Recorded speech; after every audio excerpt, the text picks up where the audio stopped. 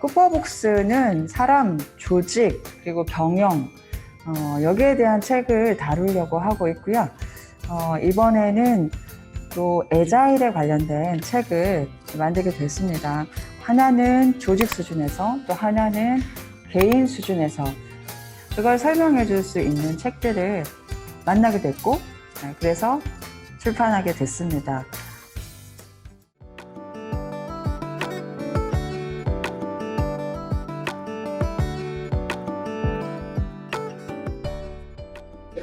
전 세계적으로 이 용어가 이제 확산된 데에는 아주 용어가 시작된 거는 1950년대에도 문헌에 근거가 있긴 하더라고요. 애자일이라는 단어가 있었으니까 당연히 쓰이긴 했겠죠.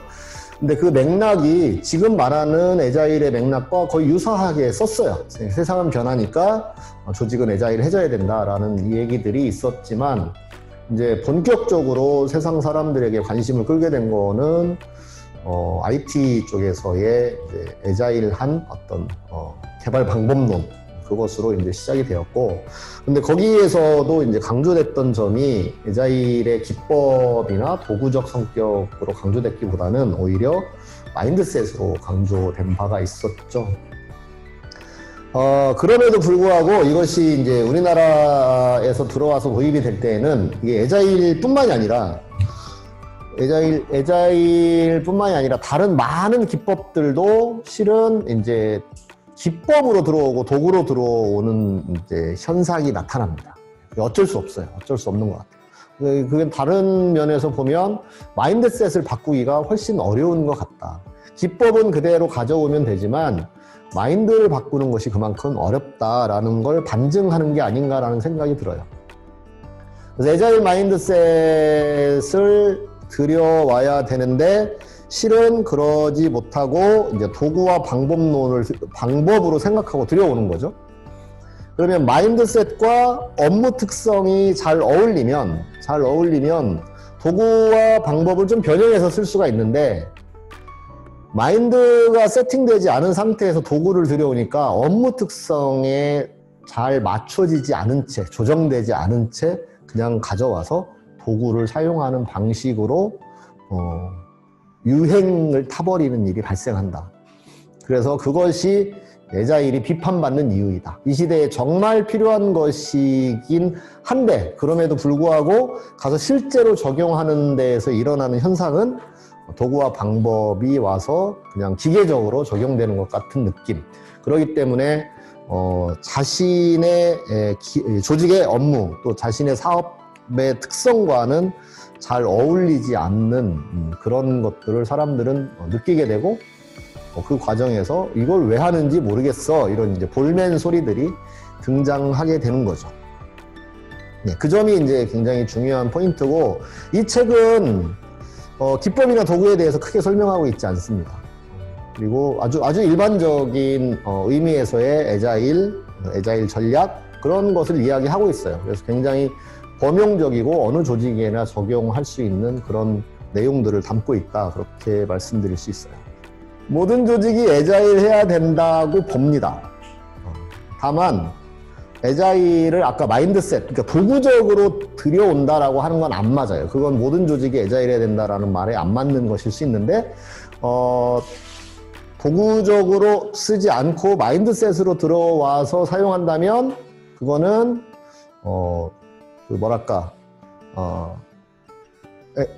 이게 모든 조직에 적용해야 된다라고 하는 말이 마인드셋의 관점에서 보면 맞다. 도구적인 관점에서 보면 그렇지 않다라고 이야기할 수 있어요. 멈춰 있는 건 세상이 없다라는 시각입니다. 멈춰 있는 건 없다. 균형이 있을 뿐이다. 근데 그것이 멈춰진 균형이 아니라 움직이는 균형이다. 그래서 들어오는 것과 나가는 것이 일치하기 때문에 균형인 것이지, 들어오고 나가면 움직임이 있는 거잖아요. 그래서 다이내믹 스테이빌리티라고 이야기를 하는 거죠. 그래서 어느 조직이 어느 정도 안정되어 있는 것처럼 보인다고 해서 그것이 꼭 그 어질리티를 요구하지 않는 것은 아니다라는 그런 컨셉의 이야기를 하고 있습니다. 그래서 그런 점을 이제 도입부에서 이 책에서는 이야기를 하고 있고요. 이런 설명을 하고 있습니다. 어떤 환경의 변화에 대하여 적응을 하게 되면 반드시 거기에서는 뭔가 결함이나 뭔가 이렇게 저조해짐이 생겨날 수 있고 그것으로부터 벗어나서 그걸 회복하는, 그러니까 리바운스빌리티라는 표현을 쓰는데 바운스 백, 되돌아오는 그 힘이 필요하다라고 그렇게 설명을 하고 있어요. 우리가 의사결정을 하는 데 있어서 어떻게 의사결정을 하느냐의 문제이고, 애자일 조직이라고 하는 건 의사결정의 방법을 어떻게 하느냐와 매우 밀접하게 관련되어 있다. 그렇게 볼 수 있어요.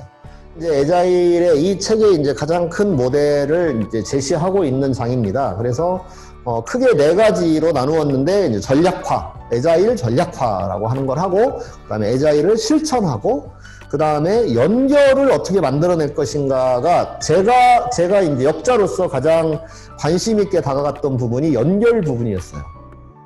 애자일 조직이라는 것은 애자일 내부에서 무언가를 재빠르게 한다는 것을 의미하는 것인 줄로 알았더니 그것이 아니라 연결을 다양화하고 연결을 매우 민첩하게 해내는 것이 굉장히 중요한 한 영역이구나 라는 걸 알게 됐어요. 이게 이제 무슨 얘기냐면, 외부 환경이 빠르게 바뀌기 때문에 조직 내부도 그때그때 팀을 바꾸고 구조를 바꾸고 해야 되는 걸 애자일하게 해야 되는 게 맞는데, 조직 경계 역시 그렇다는 거예요. 그러니까 조직 내부의 경계를 허무는 것만의 능사가 아니라 내 조직 자체의 경계를 유연하게 만들어야 된다는 거죠. 그래서 그 연결의 이제 대표적인 이름이 제휴를 잘할 수 있어요. 수많은 형태의 제휴가 생겨난다. 이것이 애자일이다라고 얘기를 하고 있는 거예요. 환경에서 요구하는 것들에 대하여 재빠르게 적응을 하려면 수많은 다양한 플레이어들과 제휴할 수 있어야 된다. 그게 애자일 연결에 해당하는 겁니다.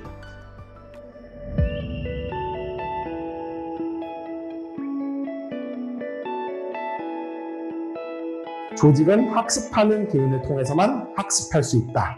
개인의 학습이 조직의 학습을 보장하지는 않지만 개인이 학습하지 않으면 조직의 학습도 일어나지 않는다. 이런 얘기가 나와요.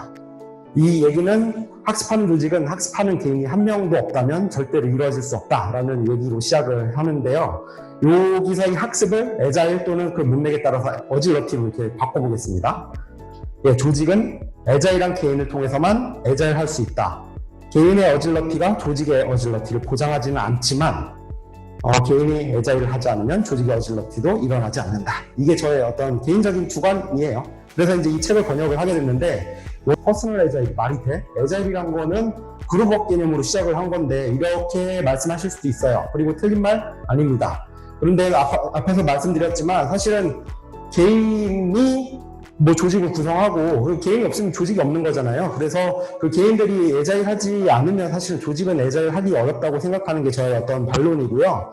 그리고 사실 또 개념이 그렇게 그룹업으로 시작했다 하더라도 사실 그걸 확장해서 쓰면 왜 안 돼? 라는 게 이제 저희 반론입니다.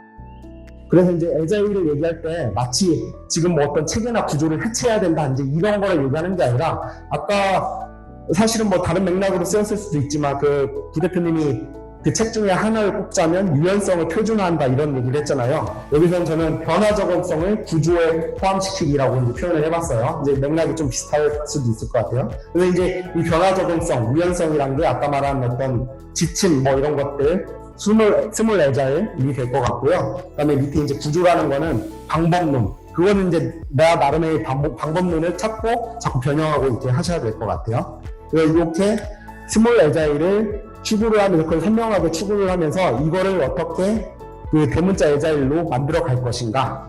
애자일을 실천한다는 것은 지금보다 스몰 애자일한 모습이 되기 위해, 그러니까 그 지침, 우리 또는 나만의 대문자 애자일, 방법론 도구를 찾아가는 과정. 그러니까 이따가도 질문 중에 하나가 있는데 이 칸반을 하는 데 있어서 뭐가 좋아요? 노션이 좋아요? 아니면 무슨 트렐로가 좋아요? 그게 아니라 그걸 찾아가는, 본인한테 맞는 걸 찾아가는 게 중요한 것 같아요. 그러니까 그에 앞서 각자가 추구하는 애자일의 중요한 지침 포인트가 다를 거예요. 그걸 먼저 선명하게 하고 그거에 맞는 방법론을 각자가 찾아가는 과정 자체가 애자일이지, 이게 애자일이다 이렇게 정답은 없는 것 같아요. 요 퍼스널 칸반이라고 하는 거는 요 아래쪽 대문자 애자일이에요. 개인 차원에서 할 수 있는 이 방법론 중에 하나이고요.